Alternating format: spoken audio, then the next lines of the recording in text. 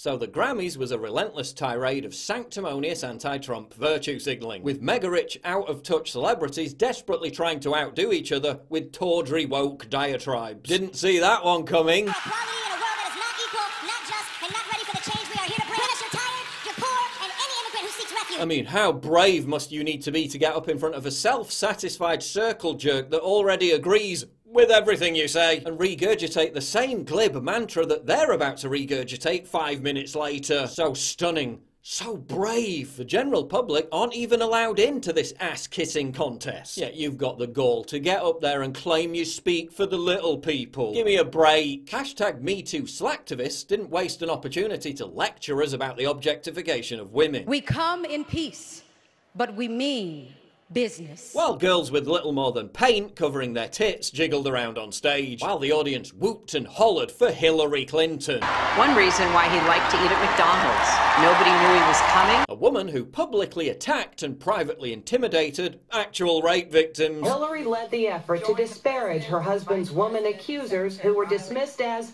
bimbo eruptions. Hollywood's so upset about harassment of women it invited a serial enabler of it to read a book at the Grammys. Hillary reading a fake book at the Grammys versus Trump reading a presidential speech at the State of the Union. Great consolation prize, Hillary. But hey, at least Grammy nominee Big Sean was in attendance, another noted poster child for the movement against the sexual abuse of women. Oh no, my bad, he's the guy who worked with Eminem on a song about raping Ann Coulter. He's the guy who was arrested for sexually abusing a 17-year-old girl. Maybe Big Sean should take tips from that other Me Too icon, Grammy winner Kendrick Lamar, whose most recent album honors women by referring to them as rats, hoes and bitches. Not to be outdone, fellow Grammy nominee Rick Ross likes to rap about date rape, but the award for ardent Me Too male feminist has to go to Grammy nominee Tyler the Creator, who in his song Troncat advises his fans to, quote, rape a pregnant bitch. I mean, maybe Harvey Weinstein can return to public life as a hip-hop artist. The Grammys would love him. Lorde wore a quote by a feminist author saying our times are intolerable and calling on people to overthrow the oppressors. So I guess she must have been talking about Iran, where actual oppressors are imprisoning actual feminists for standing up for actual women's rights. No. She was whining about not being asked to perform at the Grammys. Well, cry me a river. While Lorde was praised for her vacuous platitude, Joy Via's message of, hey, why don't we protect females by not killing them in the womb, didn't go down so well. Pretty bad weekend for Jay-Z, 8 nominations and 0 awards. He also got roasted by Trump, who reminded him that black unemployment was at a record low. Oh, but money doesn't matter according to Jay-Z. It's not about money at the end of the day. Except if you're selling crack cocaine to black people, then bragging about how it gave you great business acumen years later. But Jay-Z really cares about African Americans. He also really cares about women, which I presume is why he was nominated for 8 Grammys. Jay-Z is all about the Me Too movement. After all, this is the same guy who gave us the immortal feminist line, you know I thug 'em, fuck 'em, love 'em, leave 'em, 'cause I don't fucking need 'em. I mean, Jay-Z cares so much about women.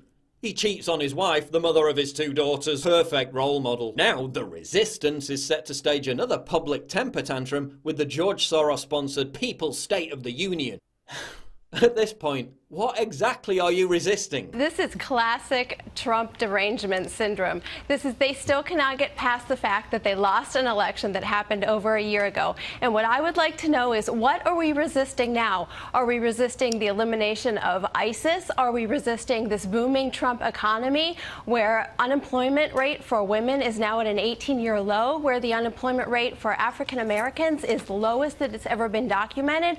Are we resisting that 270 companies have now announced that they are going to give back to their employees raises and bonuses and put more money in their 401ks since the Trump tax cuts have taken effect? What are we resisting? Then we had to endure the spectacle of James Corden apologizing for being white. It's funny because I know numerous people who've worked with James Corden, and every single one of them, every single one, says he treats his colleagues like dirt and is a complete twat. Maybe you should apologize for that. And how did the American people respond to all this? Grammy viewership plunged 20% compared to last year. ratings hit an all-time low. Just like the NFL, everyone's sick to the back teeth of you injecting identity politics into absolutely everything. The more you blithely regurgitate the same brain-dead progressive cliches, the less people care. Newsflash, idiots, you're not Che Guevara, you're mindless celebrities. Save us the hysteria, save us the tedious virtue signalling.